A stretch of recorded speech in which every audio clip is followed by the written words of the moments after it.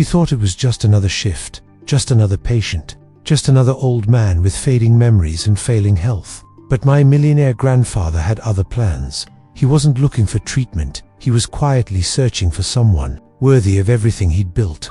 While others chased his fortune with fake smiles and rehearsed affection, she simply cared. No agenda, no expectation, just kindness. And what she didn't know was that every act of compassion was being watched, measured, not by cameras, but by the heart of a man who had seen the worst of people. This isn't just about wealth, it's about loyalty, legacy, and a test no one else knew they were taking. What happens next will shake an entire family. Enjoy the story. My grandfather had lived a life most only dream about: vast properties, silent partnerships in luxury companies, and a name that opened doors without ever needing to shout it. But as he grew older, he became quieter, more observant. He spent less time talking about business and more time staring out the window of his private hospital suite, watching people, not charts, not stock tickers people. Because after building an empire and surviving betrayal after betrayal from so-called friends and even family, he realized one terrifying truth: when you have everything, you trust no one. That's the prison success had built around him. A beautiful prison, made of gold, but a prison nonetheless. When his health began to fail, the family didn't gather in grief, they circled like vultures. Each of them had a different way of disguising their intentions. One brought gifts, another tried too hard to be funny, and one even brought his kids to perform a song, as if parading innocence would somehow guarantee a place in the will. My grandfather, however, just smiled. He wasn't angry, he was disappointed, because none of them truly saw him anymore. Not as a man, not as a human being, just as a vault, with a weak lock, waiting to be cracked open the moment he stopped breathing. That's when she walked in, the nurse. No rehearsed smiles, no pretending, just her quiet presence, her careful hands, and a kind of grace that felt completely out of place in a world so obsessed with inheritance. Her name was Emily, and from the very first day, she did something no one else dared to do. She listened, not just to his words, but to his silences. She noticed the way his fingers trembled when certain family members entered the room. She adjusted his blanket before he even asked. She remembered how he liked his tea, not too hot, with a hint of honey, just like his late wife used to make. And most of all, she never asked about the money, not once. She treated him the same way she'd treat someone with nothing. And that, unknowingly, made her stand out more than any flashy gesture ever could. What she didn't know was that my grandfather had already started writing a new will, one that would turn all of our lives upside down. As days turned into weeks, Emily became more than just a nurse to him. She became his confidant, even though she didn't know it. He began testing her in ways none of us noticed. Subtle tests, leaving his medication tray a little messy to see if she'd organize it without being asked, dropping small, fake hints about his past to see if she'd gossip or stay silent. Once, he mentioned he used to be a janitor, just to see how she'd react, and her response: a gentle laugh and a simple, "That's honest work." No judgment, no curiosity dripping with greed, just genuine respect. That moment struck him like thunder. It wasn't just what she said, it was what she didn't say. She didn't pry, didn't analyze, she just accepted. We, on the other hand, grew suspicious. Not of Grandpa's intentions, we thought we had that locked, but of her. Why was she always in the room? Why did he seem to smile more when she entered?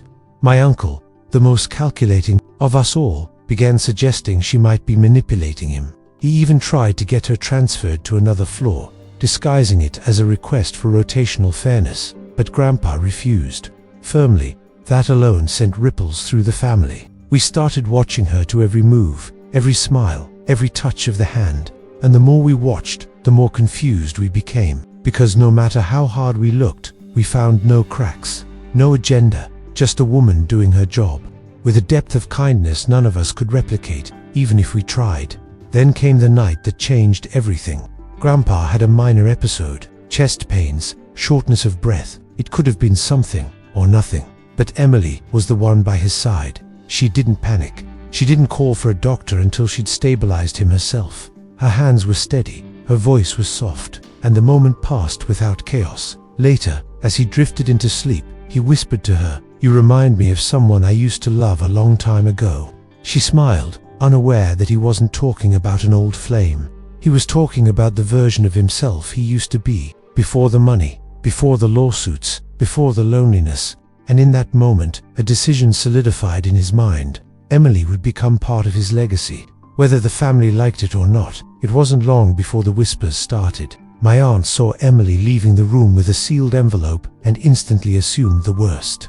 "He's giving her power of attorney," she hissed during a family dinner. "She's manipulating him. Just wait, you'll see." But what none of them considered was that maybe, just maybe, my grandfather wasn't being manipulated at all. Maybe he was finally thinking clearly. After a lifetime of being surrounded by people who wanted something from him, he had found someone who didn't, and that terrified the family. Because if kindness, not bloodline, became the currency of inheritance, then we were all bankrupt. That envelope, it wasn't power of attorney. It was a letter, a personal letter to his lawyer, a new will. One with a twist that would blindside us all. I still remember the day my mother snooped through his desk drawer, searching for clues. She was always the polished one, the composed one. But that day, her hands trembled. What she found made her blood run cold. A small black notebook, filled with handwritten notes. Not about business, not about investments, but about Emily. Observations, impressions, questions he'd asked her, and the way she answered. Kind, when tired, listens without interrupting. Never asked about my fortune. Page after page, like a character study. It read less like surveillance and more like admiration. And at the end, a final line that froze her soul. "If this world had more Emilys, it wouldn't need so many lawyers." That's when my mother realized the truth. This wasn't just about money. It was about meaning. But meaning was something the rest of the family had long stopped searching for. The lawyer's arrival at the hospital a few days later confirmed their worst fears. He came in quietly, spoke to Grandpa alone, then left with another envelope. This time, Emily wasn't even in the room. Yet the paranoia grew. My cousin tried charming Emily for information. My uncle started digging into her background, hiring a private investigator to uncover anything he could weaponize. But nothing came up. No debts, no scandals, no family ties to exploit. She was, as the report concluded, remarkably clean. Too clean. And that only made them hate her more. Because in a world of dirty hands, clean ones become a threat. A reminder of what we could have been and what we were not. Then came the dinner invitation. Out of nowhere, Grandpa asked Emily to join us for Sunday supper, something strictly reserved for family. The air in the dining room was thick with forced smiles and sharp glances. Emily walked in wearing a simple navy blue dress. Nothing flashy, but she carried herself with a kind of quiet dignity that made the room feel smaller. She greeted each of us with warmth, completely unaware of the daggers behind our teeth. I watched my aunt grip her wine glass a little too hard. My cousin whispered something under his breath, and Grandpa, he looked proud, like he had brought home someone who finally reminded him what grace looked like. Not status, not etiquette, just grace. During dinner, he asked her questions no one else dared to answer. "What do you think makes a person rich, Emily?" She paused, then said softly, "Time, health, peace." It silenced the table, not because it was profound, though it was, but because none of us could remember the last time we'd heard someone speak without trying to impress. That night, Grandpa laughed more than he had in months. Emily told stories about her childhood, about working double shifts in nursing school, about holding patients' hands when their families didn't show up. It wasn't a performance. It was just her. Raw, unfiltered humanity in a room full of masks. And every word she spoke, you could feel it. Grandpa was deciding something in his heart. After dessert, he pulled her aside and gave her a small velvet box. We all saw it and assumed the worst: jewelry, an engagement ring, something scandalous. But it wasn't. Inside was a delicate gold watch, worn and aged, with an engraving that read, "To the one who understands time." It had belonged to his late wife. No one in the family had ever been offered it. Not his daughter, not his niece, no one. Emily tried to refuse it, but he insisted. "It's not about value," he said. "It's about who deserves to carry the things that mattered to me." That gift didn't just stir the room, it detonated a silent bomb. The family knew now. Emily wasn't a phase, she wasn't a caretaker, she was a contender, and that changed everything. The fallout from that dinner was immediate. My uncle stormed out the next morning and went straight to our grandfather's attorney, demanding clarity. Of course he got none. Attorney-client privilege, signed documents, sealed decisions, but that didn't stop him from calling an emergency family meeting in the living room of Grandpa's estate, like some sort of war council. The room was electric with entitlement. Words like legacy, blood, and rightful were thrown around like grenades. They didn't talk about Grandpa's health, not his wishes, not his soul, just the money, the mansion, the land, the holdings, and sitting quietly at the center of it all, like a ghost they refused to acknowledge, was the woman who might take it all. Emily, unaware of the full storm, continued her shifts as usual. She greeted everyone the same way. She had from day one, with respect, but there was a shift in the air. Suddenly, people who used to smile at her now avoided eye contact. Staff whispered when she walked by. Even some of the nurses began treating her like a liability. Still, she never flinched.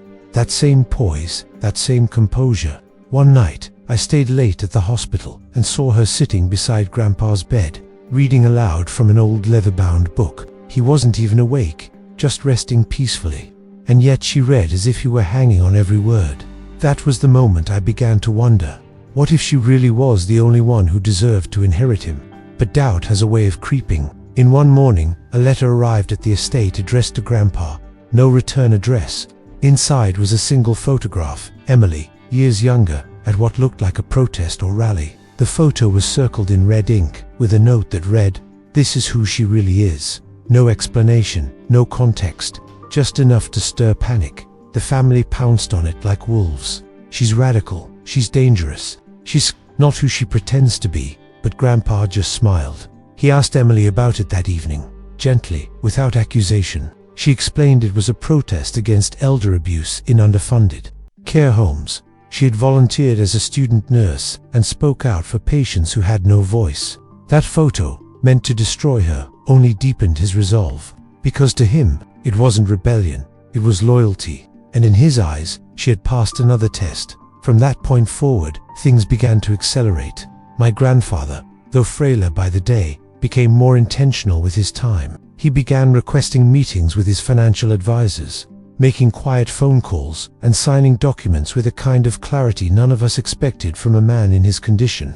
Meanwhile, Emily remained unaware of the magnitude of what was unfolding. Behind the scenes, to her, this was still just a job, a sacred duty, yes, but a job. She cared for him with the same consistency she always had. Warm tea at 6 a.m., daily walks when he could manage, reading sessions, and long moments of comfortable silence. And while the rest of us obsessed over what we might gain or lose, Emily simply stayed present. Then came the afternoon I will never forget. The lawyer returned, this time with a briefcase and a witness. Grandpa had requested to formalize the final version of his will, one that would be unchangeable from that moment forward. I wasn't supposed to be in the room, but he asked me to stay. One day he whispered, "You'll understand why I did this." I watched as he signed the papers, his hand trembling slightly, but his eyes steady. He didn't hesitate, not once. When he finished, he looked out the window and said, almost to himself, "People think legacy is about blood, but I've seen blood turn cold." There was no malice in his voice, only sadness. And in that moment, I knew something irreversible had just happened. That night, I caught a glimpse of the will's cover page before the lawyer tucked it away. Emily's name was on it, not buried in a paragraph, not mentioned in passing, prominent, clear. She wasn't just a recipient, she was central. And the next morning, when Grandpa handed her a letter, sealed, personal, just for her, she held it with confusion. "It's not a goodbye," he said. "It's a thank you." Still, she didn't fully grasp what he meant. Not yet. She placed the letter in her bag and continued her shift as usual. But in the shadows of the estate, the tension thickened. Because though Emily didn't know it yet, the storm was about to begin. And this time, it wouldn't be quiet. 2 days later, everything unraveled. Word somehow leaked, whether from a nosy staff member or a desperate cousin, we never knew. But suddenly the entire family was aware of the new will. And with that knowledge came chaos. My aunt was the first to confront him, bursting into his hospital room with trembling hands and tear-filled eyes, demanding answers between sobs of betrayal. "You're choosing a stranger over your own blood," she cried. But Grandpa didn't raise his voice. He simply looked at her and asked, When was the last time you visited me without asking for something?" The silence that followed was louder than any argument, and just like that, the house transformed. From a sanctuary to a battlefield. My uncle followed soon after, threatening legal action, inheritance rights, and legacy violations, throwing around words like fraud, coercion, and mental incompetence. But none of it stuck. Grandpa had made sure everything was legally airtight. Every signature had a witness. Every intention had been documented. The will wasn't a whim, it was a strategy. Years in the making, quiet and methodical. And through it all, Emily never once defended herself. She didn't try to plead her case or argue with anyone. She just kept doing what she was hired to do, caring, comforting, showing up on time, and that drove them even crazier. Because you can't fight someone who refuses to play the game. And yet, the tension took a toll on her. I remember seeing her one morning in the hallway, alone, gripping the railing with both hands, her eyes closed, as if trying to stay grounded.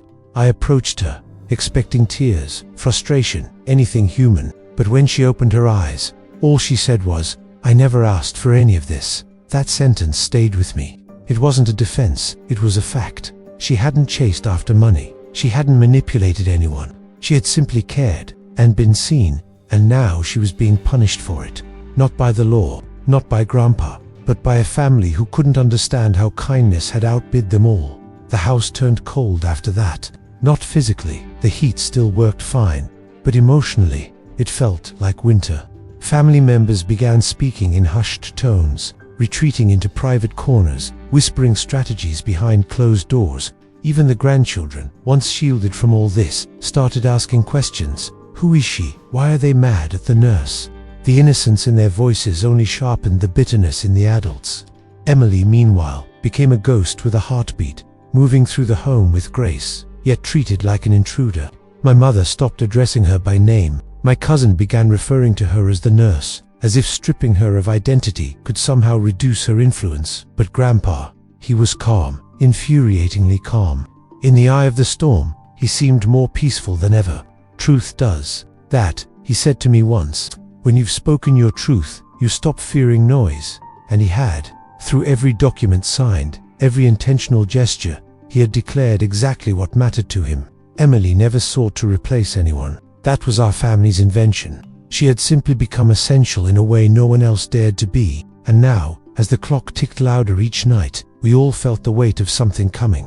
Not death, though that was near, but revelation. The kind of truth that rewrites lives in silence, without fanfare, without applause. Then one evening, something shifted. Emily didn't show up for her shift. No warning, no call, just absence. It was the first time she'd missed a single day. Panic rippled through the household. Grandpa asked about her.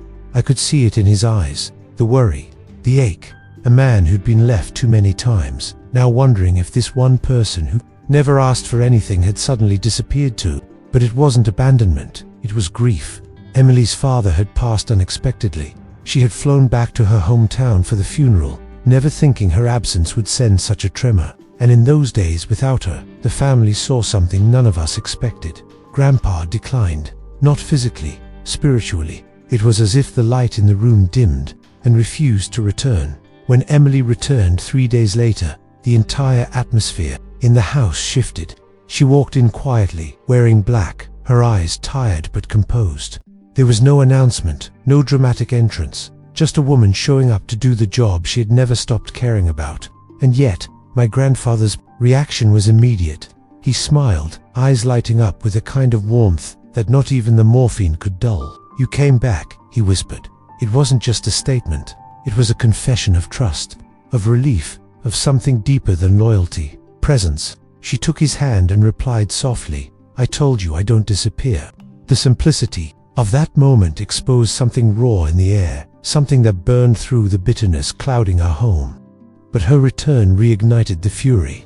My aunt cornered her in the hallway, voice sharp, accusing her of abandonment, of playing games, of timing her absence to manipulate emotions. Emily didn't raise her voice. She didn't defend herself. She just said, "I buried my father," and walked away. And suddenly, for the first time, I saw it. The cracks forming in our family's armor. The anger wasn't power anymore. It was panic, because deep down, we all knew Grandpa's time was ending. And he had made his choice, not through favoritism, not through impulse, but through months of observation. And none of us had passed the test. Not really. That night, Grandpa called me into his room, alone. He was weaker now, his voice thin, like it came from somewhere far away. He asked me to sit, and he placed something in my hand, a small photo of him and Emily, taken by a nurse weeks earlier. "This," he said, "is what peace looks like." I didn't know how to respond. I wanted to argue, to question, to say it should have been one of us, but I couldn't, because looking at that photo, I saw it too. Not manipulation, not strategy, just peace. And in that moment, I realized my grandfather wasn't leaving us behind. He was leaving the weight behind, and he had chosen someone who would carry it with grace. Not entitlement, not demand, just grace. The final days came faster than we were ready for. His body began to surrender, but his mind stayed present, sharp, intentional, like it was trying to wrap up the last few pages of a life he knew was almost over. Emily never left his side, not out of obligation, but because she wanted to be there. She adjusted his pillows with care.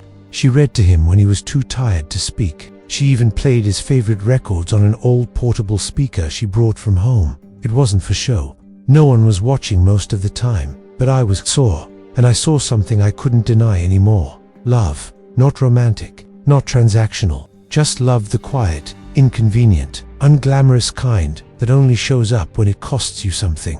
Grandpa began giving away small things in those final hours. His cufflinks to a janitor who always greeted him by name, a worn book of poetry to a receptionist who had once cried in his office after losing her mother. He had remembered that, but when it came to Emily, he didn't give her a thing. Not at first. He just looked at her, long and deep, and then he whispered, "Open the letter when I'm gone, not before." She nodded, though her eyes welled with confusion. She didn't ask what it meant. She didn't ask what it contained. She honored the moment with silence, the same way she had honored him all along. When he passed, the house didn't cry, it paused, like it was waiting for something. The family gathered quickly, like pieces falling back into the same old puzzle. Lawyers were called, documents reviewed, but what none of them expected was how quiet the unveiling would be. No drama, no courtroom theatrics, just a reading of a man's final will, a man who had made peace with what mattered. Emily sat in the back, small and unnoticed, until her name came up again and again, not just as a recipient, as a steward, a guardian, someone trusted not only with wealth, but with meaning. My uncle's face went pale. My aunt choked on a gasp, but Emily didn't move. She just lowered her eyes, as if even now, she didn't believe she deserved any of it. The fallout wasn't loud, not at first. It was the kind of silence that simmers just before something erupts. The reading of the will had left no loopholes, no ambiguities. My grandfather had been deliberate, strategic. Emily wasn't just given money, she was given the house where he passed, a portion of the estate's income, and, most shockingly, the right to oversee the charitable foundation he had secretly planned for years. A foundation meant to help underpaid caregivers, a mission she had unknowingly inspired. To the rest of the family, this felt like betrayal. To Emily, it felt like weight she never asked to carry. She sat alone in her car that evening, staring at the letter he told her to open. For a long time, she didn't. When she finally did, everything changed. The letter wasn't long, just a single page, written in Grandpa's unmistakable handwriting, firm, clean, thoughtful. It didn't talk about gratitude or duty, it talked about faith. "I watched the world treat you like a servant," he wrote, "but I saw something more. You reminded me what it meant to give without expecting, to care without calculating. You gave me back my humanity when everyone else tried to cash it in. That's why I chose you." Emily read it once, then again, until her tears blurred the ink. There were no instructions, no demands, just truth. And in that truth, she felt the full weight of what had been passed to her. Not just an inheritance, but a legacy. One born not of blood, but of spirit. The next day, she returned to the estate, not to claim anything, but to speak. She asked the family to gather, reluctantly. They did. And in a room still thick with bitterness and disbelief, Emily stood, shoulders square, voice calm. She said she hadn't asked for a cent, and if they wanted her to walk away, she would. But then she pulled out the letter and read it aloud. Every word, Slowly, when she finished, the room was silent. Because for the first time, they heard him. Not the man with wealth or power, but the man who had once felt invisible. And they realized what they'd missed. Not just the inheritance, but the honor of being truly seen. And none of us could undo that. After that moment, something shifted, not in them, but in me. I began to see everything differently. The estate no longer felt like a battlefield, but a graveyard of missed opportunities. We had all been so obsessed with what we thought we deserved, that we never stopped to think about what he needed. While we positioned ourselves for his assets, Emily had simply been present for his soul. She saw the man, not the name, and that's what terrified the family the most. Because love like that can't be bought, inherited, or manipulated. It's earned, moment by moment, through sacrifice, silence, and sincerity. Emily didn't win anything. She was chosen for who she was when no one was watching. In the days that followed, I noticed her walking the gardens alone, sometimes with the same photo he had given me, the one where peace lived in his smile. I asked her once what she planned to do with the inheritance, expecting a list, investments, maybe a house, a change of life. But she looked at me and said, "Use it to keep others from feeling forgotten." She was already working with the foundation team, reviewing policies, increasing caregiver support, drafting new outreach programs. She wasn't trying to honor his memory with grand gestures. She was living it, quietly, steadily, the way she had always done everything. No applause, no spotlight, just legacy in motion. The family slowly began to fracture. Some disappeared entirely, unable to live in a world where love outshined bloodlines. Others tried to rewrite their version of events, pretending they had always supported Grandpa's decision. But truth doesn't bend, and Emily never tried to defend herself again. She didn't have to. His voice, through that letter, echoed louder than any accusation.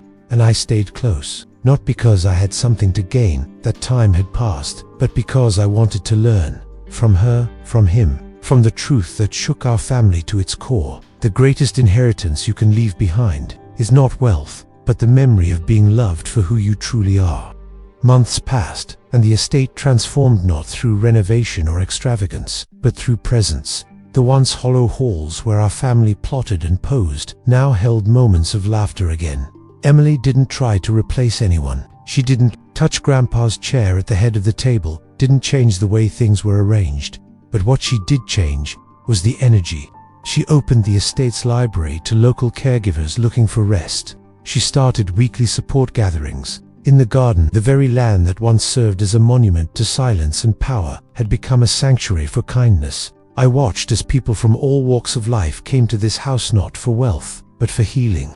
And in those quiet mornings when the sun filtered through the windows just right, it felt like Grandpa was still there, not in ghost, but in purpose. I remember one afternoon, sitting with Emily on the porch swing Grandpa had built with his own hands. The same swing where I once watched him fall asleep with a newspaper over his chest. She looked at me and said something that haunts me, gently. "He didn't choose me because I was better. He chose me because I never wanted anything from him except for him to be okay." That sentence cut through every story we had told ourselves. Because in truth, that's all any of us want at the end, to be seen. Not for what we can give, but for who we are when we're no longer needed. My grandfather had seen through every performance, every plea. And in Emily, he'd found the one person who had no performance to give. The irony, of course, is that she never wanted to stay. Her plan was to care for him and move on. But he changed that, not through manipulation, not through promises, but through trust. He gave her something no one else did, his legacy, and she, in turn, carried it without pride. She never flaunted it, never acted superior. In fact, she wore grief like a quiet ribbon on her wrist, invisible to most. But I saw it, and so did the staff. And eventually, even the family began to. Slowly, some returned, not for money, but for answers, for closure. And in Emily, they found both. Because she wasn't there to replace the past. She was there to protect what was left of it, and build something better from it. The final piece of my grandfather's legacy came not in wealth or property, but in a letter we didn't expect. Months after the funeral, a handwritten note arrived at my door, addressed not to the family, but to me. It was dated weeks before he passed, and inside were just a few lines. "You will understand things when you stop trying to prove yourself. and start learning from people who aren't trying at all. Don't chase greatness, observe goodness. That's where truth lives. I read it 3 times before I realized what he meant. For so long, I'd tried to become someone he'd be proud of, mimicking his toughness, trying to speak his language of business and control. But he wasn't looking for an heir to his empire. He was looking for someone who would protect what couldn't be bought. And Emily, in her silence, had taught me that. She had nothing to prove, yet everything to give. While the rest of us built walls made of ego and expectations, she built trust with gentle hands and consistent care. And I finally saw what my grandfather had seen all along. That real strength isn't loud, it doesn't demand, it doesn't manipulate. It serves, it shows up, it stays, and in the end, it leaves behind something far more powerful than possessions. It leaves behind peace. I began volunteering at the foundation not out of guilt, but out of clarity. Emily welcomed me, not as the grandson of a millionaire, but as a human being. She handed me a file and said, "Let's start here. No fanfare, no second chances, just work. Honest, necessary work, and maybe that's what redemption really looks like. Not grand apologies or dramatic gestures, but small choices, made daily, to do better."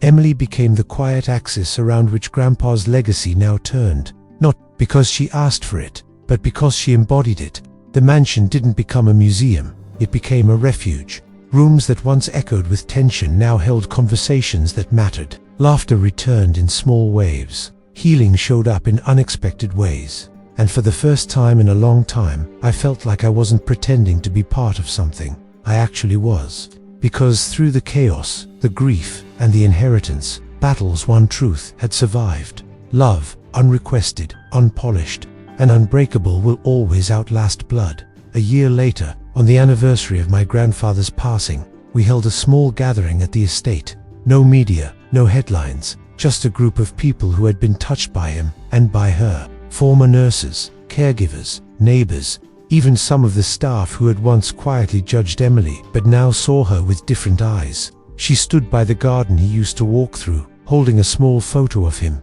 the one where he's smiling gently, resting his hand on hers. And when she spoke, it wasn't as the woman who won the will or the mysterious nurse who inherited a fortune. She spoke as someone who had been transformed by love. "He didn't leave me money," she said, softly. "He left me trust. And that's a currency I'll never spend, only invest." There wasn't a dry eye among us. Later that evening, I walked through the house alone. Everything looked the same, and yet, everything had changed. The paintings were still on. The walls, the creaky floorboard near the library, still groaned with every step, but the energy was different. It no longer felt like a fortress protecting secrets. It felt like a heart that had finally been opened. I stepped into his old study, and found Emily sitting there in silence. The lights dimmed, the same chair where he used to read beside her. She didn't look up when I entered. She just said he would have loved this quiet, and I agreed, because he finally had what he'd searched for all along. Not peace through control, but peace through connection. Real, human, unbreakable connection. As I stood by the door, ready to leave, Emily turned to me and handed me a key, a small antique one I recognized instantly. "He said you should have this when you were ready," she said. It was the key to the attic, a place none of us had dared enter for years. Later that night, I opened it. Dusty trunks, old journals, boxes of letters he'd never mailed, and in the corner, a wooden box with my name on it. Inside, a note that simply said, "Now you know what matters. Don't forget it." And I won't. Because my grandfather didn't just leave us a story, he left us a map. And through Emily, I finally found a way to follow it, not with ambition, but with love. Quiet, unshakable, real. The kind that rewrites what family truly means.